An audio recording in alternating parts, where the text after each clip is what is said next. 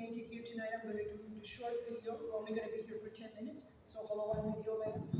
And we are at St. James Cathedral, and this chapel, this cathedral is over 100 years old.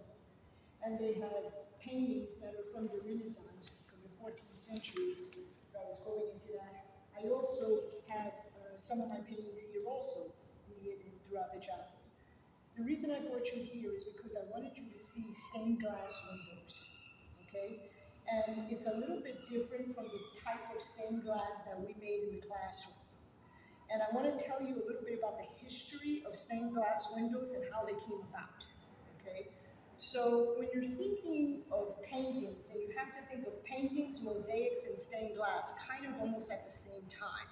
And the reason why is because the development of these stained glass windows were in cathedrals. And most of the art then was bought by the Catholic Church, okay, the Roman Catholic Church. So you had, if you can imagine this back then, the church and the state together. So this affected a lot of the artists. So artists were painting and doing oil paintings, no acrylic. They were doing oil paintings and they were putting them in cathedrals. And if you go throughout Europe, you'll see a lot of this famous art that now is almost like museums, but you have to pay to get into the churches because they're the cathedrals because of the famous artwork. The other thing about the cathedrals and the stained glass windows and the paintings and the mosaics are they all kind of grew together. And they kind of branched off. Like one thing was happening with the painting, and then the mosaics came, and then the cathedrals. And let me explain to you why. When artists were first doing paintings, they did the paintings sometimes because either they were commissioned to do them by the church, or sometimes they grew up in a family where they were, like, for example, in the Medici, where they were commissioned as artists to paint during that time. When they did this, they were also commissioned sometimes to do sculpture, and they were also commissioned to do windows. Now, Michelangelo is famous because, as you know, he does painting and he also does sculpture. So you had a lot of artists during this time, also the Renaissance, that followed this procedure. When they did paintings, if you look at that painting, and that's a really good example because that's done during the Renaissance, you'll see that it has a gold background, and that's called gold leaf. And the reason they did that is because they wanted the paintings to look very majestic, like the heavens, but at the same time, they wanted to focus on white, and they didn't know how to do that at this point. So you'll see, sometimes the Madonna, the Virgin Mary, holding Jesus, and Jesus, they didn't really know much about perspective. He looks about 45 there, but he's just a baby. And you'll see the Madonna, she's also, they'll start putting her on pedestals because they'll show, okay, we're trying to make this look a little bit three-dimensional. Then the flatter earlier paintings that were like the Chiboué or the Duchess that were like kind of flat. So that changes. The same thing happens with mosaic design, and they'll start putting landscapes, doing landscapes in this kind of mosaic design, the same thing as landscapes and paintings. Sometimes they have Madonnas, and then that also moves to stained glass.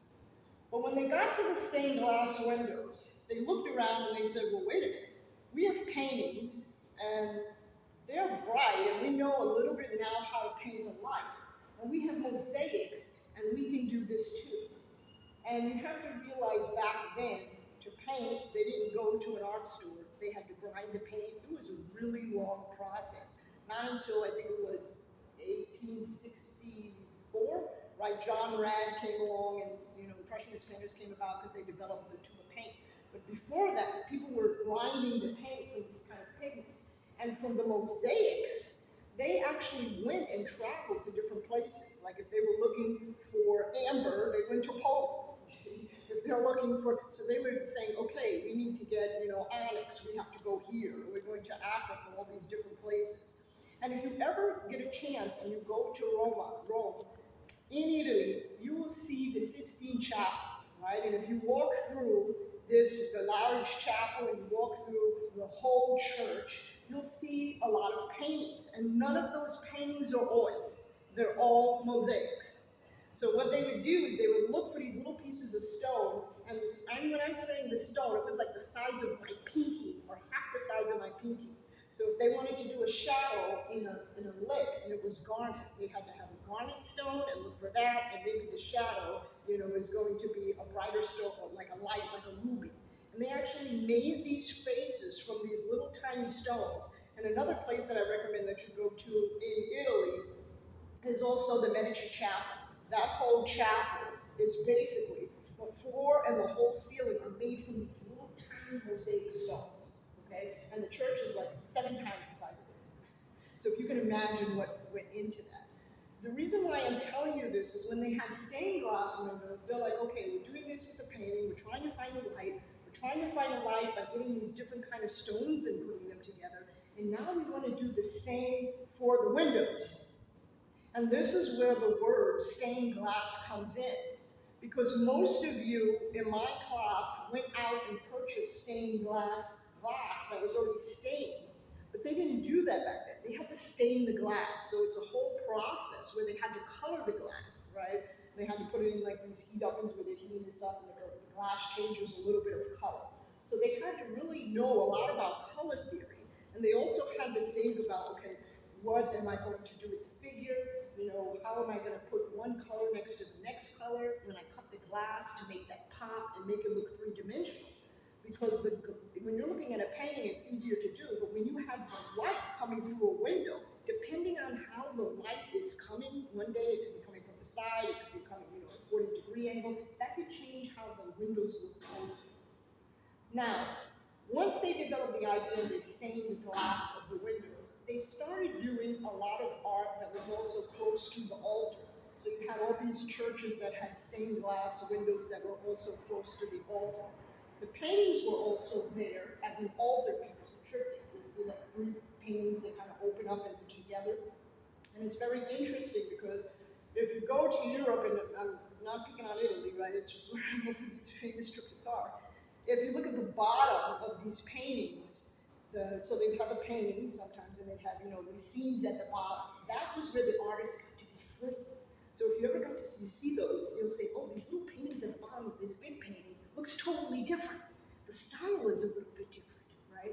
And that's interesting because they started putting under these Madonnas and things, these little small, paintings underneath for them that were connected to the main frame, like planets, stars, and you have to realize that the Catholic Church didn't like it, okay? They even had mosaics. If you go to Siena, a beautiful church there, that they have mosaics and stuff on the floor, and they have, from the, the horoscope, right?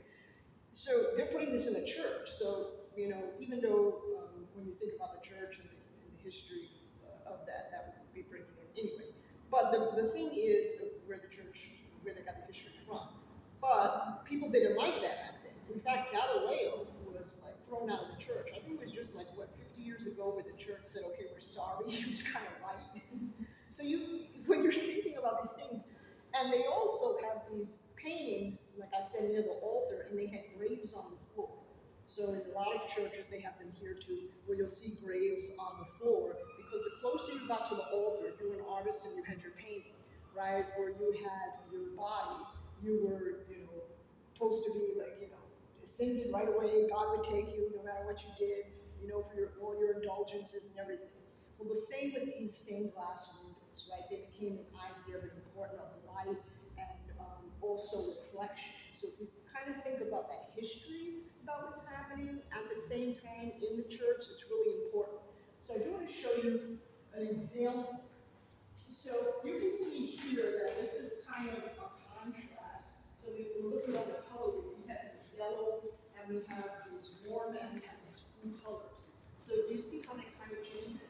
And if you look up close, you can see the gradation on here. So this has actually been stained with colors underneath. So from far away, there's green. I don't know if you can come up close, please. But just see all these gradations here. And we have this here, when we put the patina that turned this black here, these are braces. So they're long braces that they cut. So they don't have to go through all of that procedure of just, taking the like we have the soldering on and kind of soldering and doing that. And they only solder where the edges are. So I sent you that whole process, but I just want you to understand of how that's done.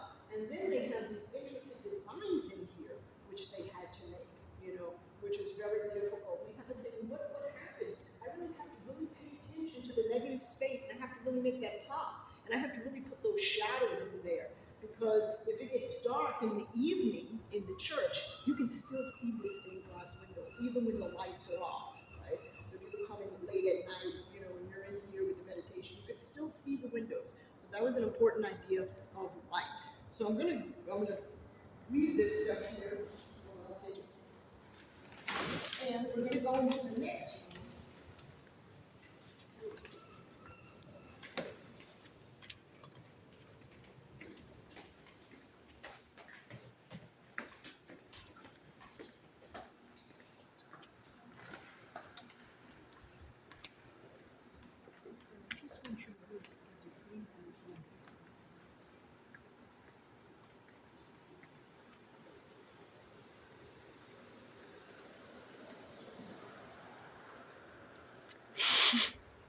So these windows are above the high altar, and you can see, not the high altar, I'm sorry, the high organ. The other organ is over there, the main organ. But you can see the detail of how they also work, the shape of the windows, also with the arch. And the interesting thing about churches back then is they designed the church by how much timber that they had. So you always say, well, why are the aisles only this long? This is why, because this is how long the timber would stretch for those areas going across. So you'll see a lot of the European churches are divided in 1, 2, 3 areas where they're going. This has a little bit of more of a rounder kind of shape.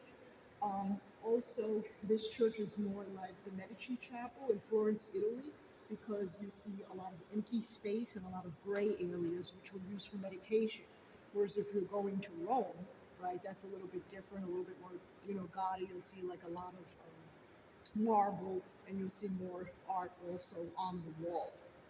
Okay, so thanks for joining me, and I'll see you soon.